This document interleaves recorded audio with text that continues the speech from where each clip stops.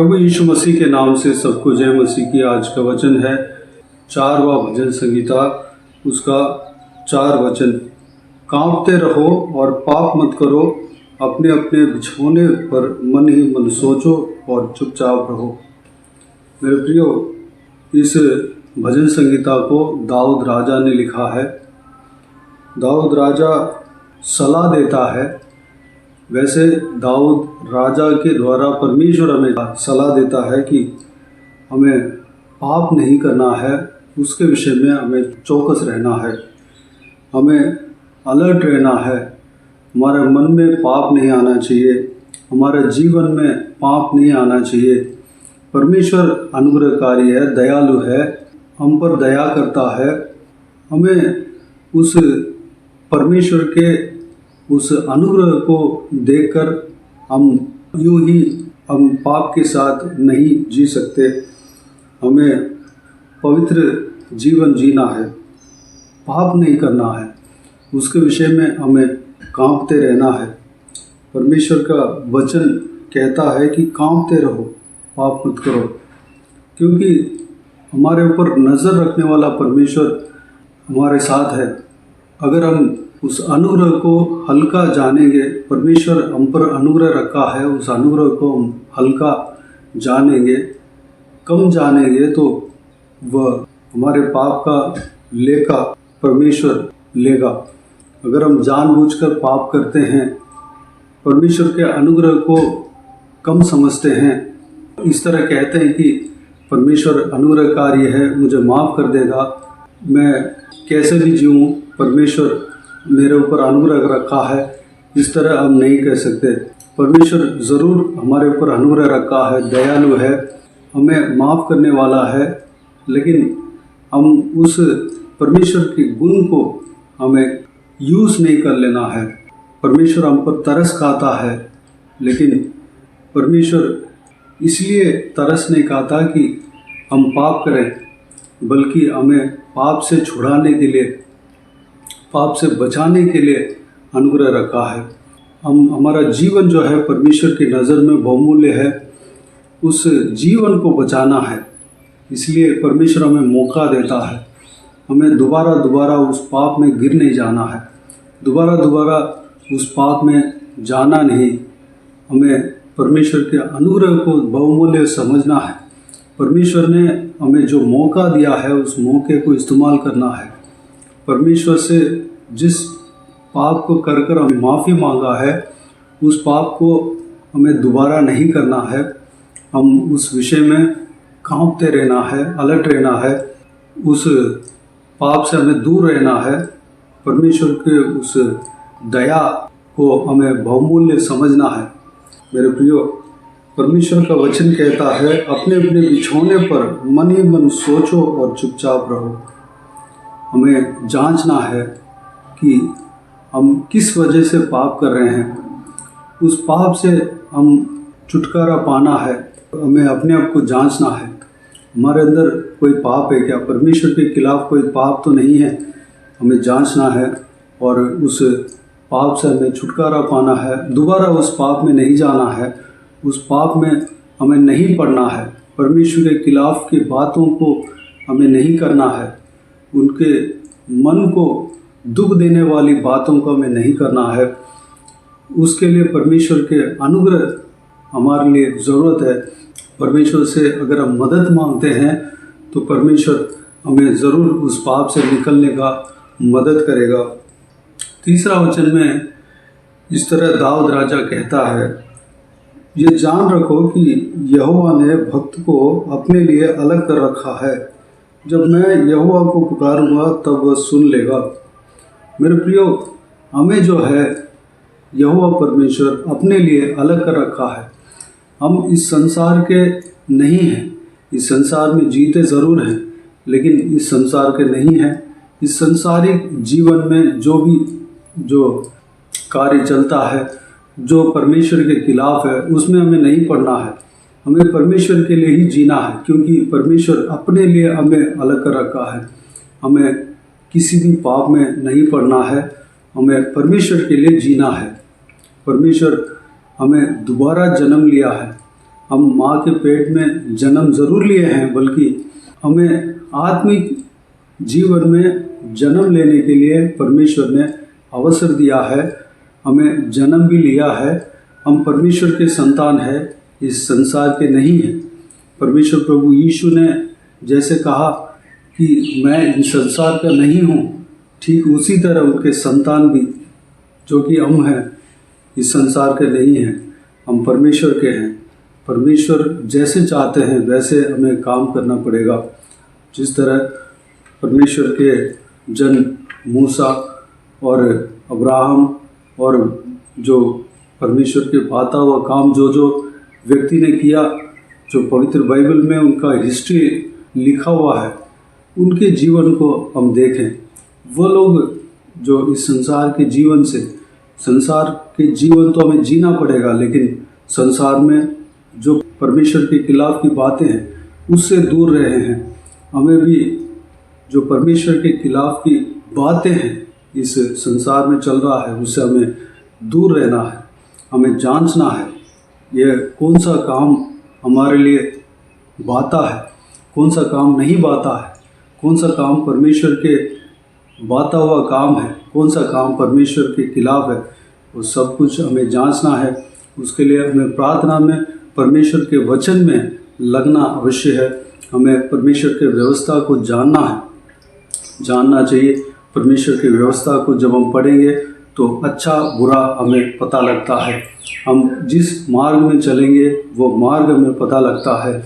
परमेश्वर का वचन जो है आत्मिक मार्ग का रोशनी है, यानी कि कौन सा मार्ग में हमें जाना चाहिए उस मार्ग को हमें सिखाता है, बताता है, दिखाता है। हमें हमारे पाँव का रोशनी है, उस रोशनी में हमें चलना है। परमेश्वर के वचन के अनुसार हमें चलना है। मेरे प्रियो, इस विषय में सीरियसली लेना है। सिंसियरिटी हमारे अंदर होना चाहिए। हम चौकस रहना चाहिए कि हमारे जीवन में पाप ना हो। क्योंकि परमेश्वर के न्याय कभी भी हो सकता है, परमेश्वर के आगमन कभी भी हो सकता है। हम जानबूझकर पाप नहीं करना है। अगर हमें पाप जो है गुलाम बनाने के लिए कोशिश करता है, शैतान जो है हमारे खिलाफ फंदा लगाता है, तो हमें अलर्ट हो जाना है। शैतान को जगह नहीं देना है, पाप के लिए जगह नहीं देना है। हम जब परमेश्वर में बने रहते हैं, प्रार्थना में बने रहते हैं, परमेश्वर के नाम से, प्रभु यीशु मसीह के नाम से शैतान को भगाते हैं, शैतान के विरुद्ध हम खड़ा होते हैं, पाप के विरुद्ध हम खड़ा होते हैं, तो सारा शैतान दूर हो जाएगा, पाप दूर हो जाएगा। मेरे प्रियो, परमेश्वर का वचन में उस फंदा जो शैतान हमारे खिलाफ लगाता है उससे बचने का जरिया भी बताया गया है। हम जब परमेश्वर का वचन को पढ़ेंगे हमें ये सारा विषय जो है समझ में आएगा। परमेश्वर का वचन को पढ़ने के लिए अपने समय को निकालना है, अपने जीवन को समर्पित करना है। मेरे प्रियो, जिस तरह परमेश्वर का वचन ने कहा कि कांपते रहो और पाप मत करो, ठीक उसी तरह हम भी इस वचन के अनुसार पाप करने के विषय में, पवित्रता में, पाप से दूर रहने के विषय में, पवित्रता में बने रहने के विषय में हम सिंसियरली रहना है, हम अलर्ट रहना है, हमें चौकस रहना है। हमें इस विषय को बारी तरीके से हमें लेना है। हमें पाप नहीं करना है। पवित्रता में जीने के लिए अपने आप को परमेश्वर के हाथों में समर्पित करना है। उस मार्ग में चलने के लिए, पवित्रता में जीने के लिए क्या क्या करना पड़ता है उस विषय को हमें जांचना है। हमारे बिछौने में मन ही मन सोचना है और चुपचाप रहना है। मन ही मन सोचना है, हमारे अंदर पाप तो नहीं है। अगर कोई भी पाप हो उससे छुटकारा पाना है, उसके लिए क्या करना है, ये सब कुछ हमें अपने आप को जांचना है। और जो भी पाप में हम पड़े भी रहते हों उससे छुटकारा पाने का जरिया को हमें ढूंढना है और परमेश्वर हमें सफलता देगा। अगर हम कोशिश करते हैं तो परमेश्वर हमें ज़रूर सहायता करेगा। हम परमेश्वर में बने रहेंगे तो परमेश्वर हमें ज़रूर हमें छुटकारा देगा, हमें संभालेगा। उनका अनुग्रह हमेशा के लिए है, उनके अनुग्रह को हमें कम नहीं समझना है। तो आइए मेरे प्रियो, हम प्रार्थना में जाएं। प्यारे पिता दयालु परमेश्वर, आपको धन्यवाद देता हूँ इस बहुमूल्य वचन के लिए। आपको धन्यवाद देता हूँ परमेश्वर, बीते हुए दिनों में हमें संभाला, बचाया, सुरक्षित रखा। आपको धन्यवाद देता हूँ आज के दिन में जो हमने पिता दाऊद राजा के लिखा हुआ भजन संगीता को हमने मनन किया परमेश्वर, जिसमें लिखा हुआ है कि कांपते रहो और पाप मत करो, अपने अपने बिछौने पर मन ही मन सोचो और चुपचाप रहो। परमेश्वर, जिस तरह दाऊद राजा ने कहा परमेश्वर, दाऊद राजा ही नहीं बल्कि उनके द्वारा आपने कहा परमेश्वर पिता, हम कांपते रहने पाएँ, आपके अनुग्रह को हम कम नहीं समझने पाएँ, आपकी दया को हम कम नहीं समझने पाएँ, हम हालेलुया उसको बहुमूल्य समझने पाएँ। पिता, आपने जो मौका दिया है परमेश्वर, आपने हमें माफ़ किया है पिता, आपने क्रूस पर लहू बहाया परमेश्वर, उसको हम बहुमूल्य समझने पाएँ। इस अवसर जो हमें आपने दिया है पिता, इस अनुग्रह के समय को हम बहुमूल्य समझने पाएँ पिताजी, इस अनुग्रह को हम इस्तेमाल कर लेने पाएँ। दोबारा हम जिस पाप से हम निकले हैं पिता, उस पाप में हम नहीं पड़ने पाएँ पिता, हमें सुरक्षित रखना, संभालना पिता। परमेश्वर, अपने आप को जांचने पाएँ पिता। परमेश्वर, आपके व्यवस्था को, आपके बहुमूल्य वचन को पढ़ते रहने पाएँ। जब आपके वचन को पढ़ते हैं तो अच्छा और बुरा हमें पता लगता है, हम किस लेवल में हैं, किस हालत में हैं, आप हमें समझा देते हैं पिता। परमेश्वर का वचन हमें बता देता है परमेश्वर पिता। परमेश्वर का वचन जो कि आपके वचन हमसे बातें करता है परमेश्वर, जो आदत को हमें छोड़ना हो उस बात को हमें बता देता है परमेश्वर पिताजी, क्योंकि आपका वचन जीवित है पिता, आपका वचन जिंदा है परमेश्वर। धन्यवाद, आपके वचन हमसे बात करता है पिता। उस आपके बहुमूल्य वचन को साथ में रखने पाएँ, उस आपके बहुमूल्य वचन को हम पढ़ने पाएँ परमेश्वर, मनन करने पाएँ। अनुग्रह देना, आपके उपस्थिति में हम समय बिताने पाएँ परमेश्वर, आपके व्यवस्था को हम पढ़ने के लिए अपना जीवन को समर्पित करने पाएँ पिता। हम आपके हैं पिता, इस संसार के नहीं है परमेश्वर। जिस तरह आपने इस संसार में जीते समय कहा कि मैं स्वर्ग का हूँ, मैं इस संसार के नहीं हूँ पिताजी, ठीक उसी तरह हम भी आपके हैं पिता, इस संसार के नहीं है परमेश्वर। इस संसार में जो भी कार्य आपके खिलाफ चलता है परमेश्वर, उसमें हम शामिल नहीं होने पाए पिता। आपके बाता हुआ काम को हम करने पाएँ परमेश्वर, आप जैसे चाहते हैं वैसे जीवन हम जीने पाएँ। अनुग्रह देना पिता, हमें संभालना परमेश्वर पिताजी।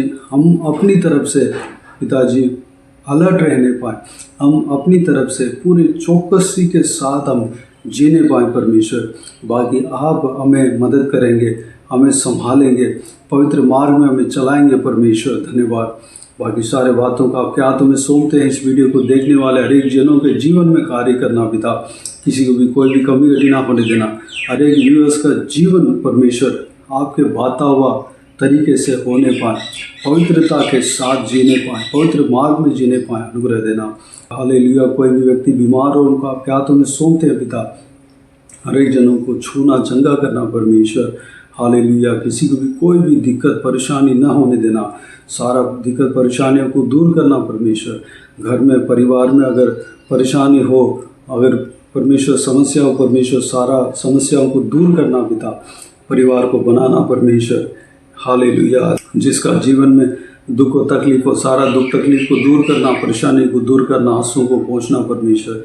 जिनको जो कुछ भी प्रार्थना का विषय है, सारा प्रार्थना का विषय का उत्तर देना पिता।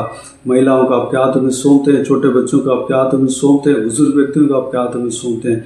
इस वीडियो को देखने वाले हर एक जनों का आपके हाथों में सौंपते हैं। हर एक जनों को सुरक्षित रखना, संभालना, बुराई से बचाना, दुष्ट मनुष्य से बचाना, दुष्ट लोगों से बचाना।